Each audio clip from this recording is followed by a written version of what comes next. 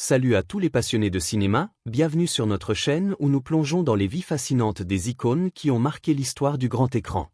Avant de nous lancer dans une histoire qui va vous captiver, prenez une seconde pour vous abonner et activer la cloche de notification.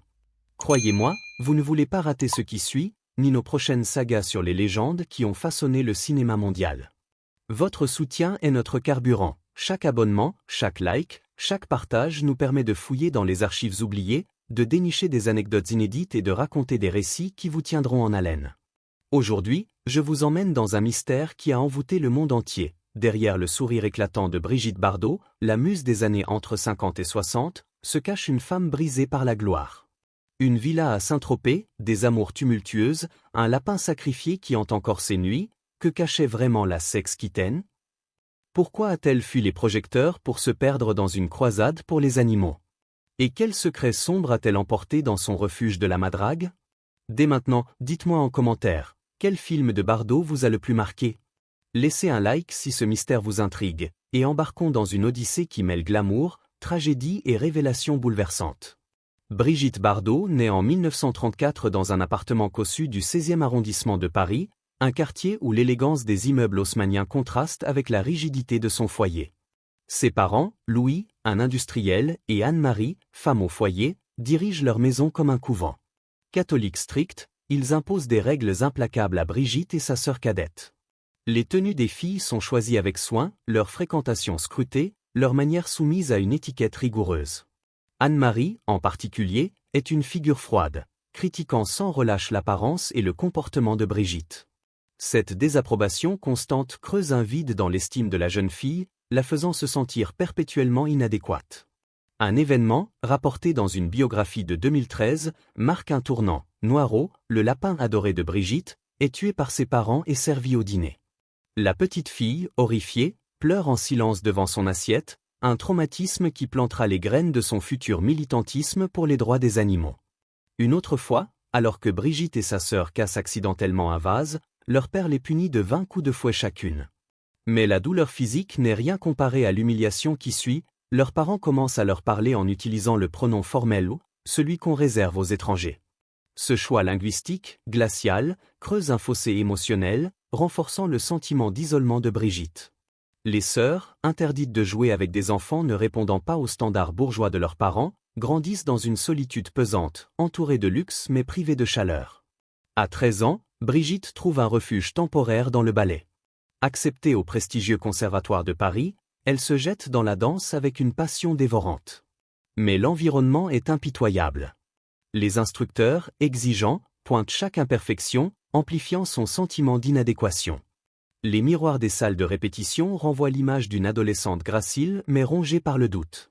Elle abandonne, découragée, malgré son talent. Plus tard, elle confiera « Mes parents m'ont donné une éducation stricte. Cela m'a causé de la détresse, mais je leur en suis reconnaissante. » Cette phrase, teintée d'une résilience forcée, cache des blessures profondes qui ressurgiront sous les feux de la célébrité. Car si Brigitte apprend à survivre dans l'ombre de ses parents, rien ne la prépare à l'éclat aveuglant qui l'attend. En 1952, à 18 ans, Brigitte rencontre un jeune réalisateur charismatique. Leur coup de foudre est immédiat, et ils se marient 3 mois plus tard, le 21 décembre. Il voit en elle une étoile brute, une femme dont la sensualité naturelle peut redéfinir le cinéma. En 1956, il la dirige dans un film qui révolutionne l'écran. Dans le rôle de Juliette Hardy, une jeune femme libre et insouciante à Saint-Tropez, Brigitte explose. Ses cheveux blonds ébouriffés, son regard provoquant, son bikini audacieux captivent le monde entier. Le film, scandaleux pour l'époque, brise les tabous sur la sexualité féminine et fait d'elle une icône. On la surnomme sex-kitten, princesse du Pou, la femme la plus photographiée au monde. Les boutiques de Saint-Tropez, les galeries d'art, les restaurants arborent son image, transformant la petite ville en un sanctuaire dédié à sa légende.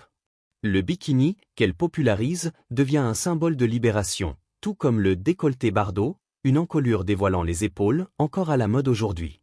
Son maquillage naturel, ses tenues décontractées mais sensuelles redéfinissent les standards de beauté, loin de la rigidité des années 40.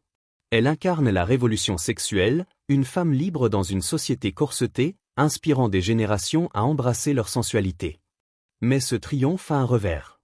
Les paparazzis traquent ses moindres mouvements, envahissant sa vie privée. Dans un film de 1962, réalisé par un grand cinéaste français, elle joue un personnage inspiré de sa propre lutte contre la célébrité intrusive. Le film, introspectif, montre une femme étouffée par les regards, un miroir de sa réalité. En 1963, un autre réalisateur de renom la dirige dans un chef-d'œuvre où elle incarne une femme dont le mariage s'effondre sous le poids de l'ego et de l'industrie cinématographique. Sa performance, d'une profondeur émouvante, est acclamée par la critique, prouvant qu'elle est plus qu'un symbole sexuel. Elle excelle aussi dans une comédie d'aventure de 1965, aux côtés d'une actrice légendaire, où son sens du timing comique brille. En parallèle, elle explore la musique, sortant un album en 1963, révélant une voix douce et mélancolique. Peu savent qu'elle a été danseuse de ballet, une discipline qui sculpte sa grâce à l'écran. Ses 48 films, de drames intimistes à des comédies légères, montrent une polyvalence souvent éclipsée par son image de muse. Pourtant, la célébrité est une prison. Dans ses mémoires de 1996, elle écrit « La pure angoisse face aux humains m'a fait atrocement souffrir. Au début, j'aimais qu'on parle de moi, mais cela m'a étouffée et détruite. Chaque tournage déclenche des crises d'herpès, un symptôme physique de son stress. Les flashs des appareils photo, les gros titres, les rumeurs la poursuivent sans répit. Sa vie amoureuse, scrutée par le monde, devient un feuilleton tragique. Son premier mariage s'effondre en 1957 lorsqu'elle entame une liaison avec son partenaire de tournage. Son mari, dans une interview, reste philosophe « Je préférais une femme comme elle, avec de la joie de vivre, même si elle me trompe ». Leur divorce est amical, mais la presse s'empare de l'histoire, peignant Brigitte comme une femme fatale sans cœur. En 1959, elle épouse un acteur rencontré sur un plateau. Leur fils, Nicolas, né en janvier 1960, mais Brigitte, à 25 ans, n'est pas prête pour la maternité. Dans ses mémoires, elle confesse « Je ne suis pas faite pour être mère. Je ne suis pas assez adulte ». Elle décrit sa grossesse comme une perte, frappant son ventre dans une tentative désespérée d'avortement, et admet préférer donner naissance à un petit chien. Ces mots crus choquent, révélant une femme en proie à une détresse profonde.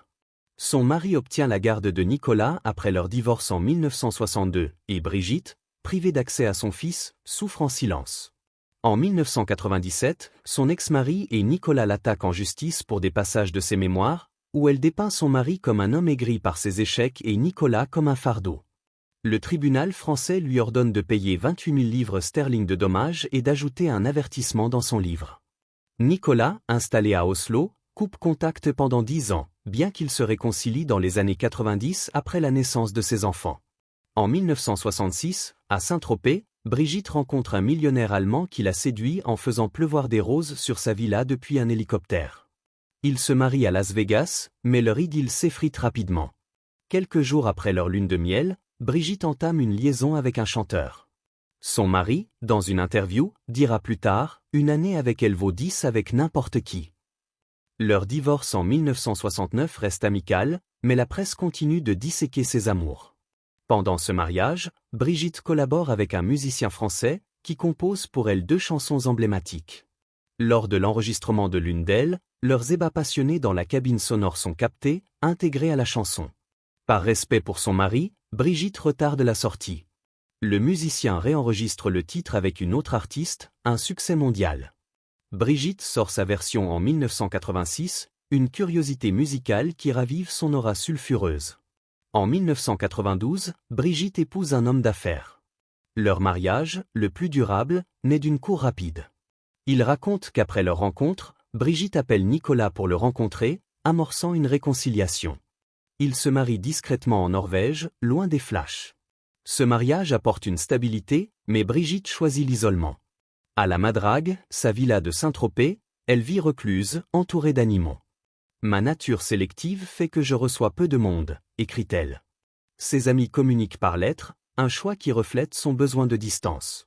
En 1973, à 38 ans, Brigitte abandonne le cinéma. Une rencontre fortuite dans le Périgord marque ce tournant. Tournant un film, elle croise une femme avec une chèvre. Émue, elle achète l'animal et le ramène dans son hôtel 5 étoiles. « Est-ce ainsi que je vieillirai dans le cinéma ?» se demande-t-elle. Cette chèvre devient le symbole de sa rupture avec le Star System. Elle fonde une fondation dédiée à la protection des animaux. Je m'y suis lancée corps et âme, sans savoir comment, confie-t-elle dans une interview en 2015. Inspirée par le traumatisme de Noiro, elle sauve des milliers d'animaux, luttant contre la chasse, les corridas et l'abattage cruel. Sa fondation devient une force mondiale, mais son militantisme suscite des controverses.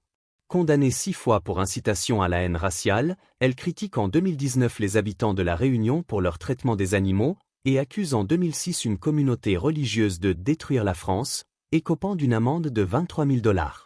Ces dérapages, souvent liés à sa passion extrême pour les animaux, ternissent son image, bien que ses partisans y voient une maladresse sincère.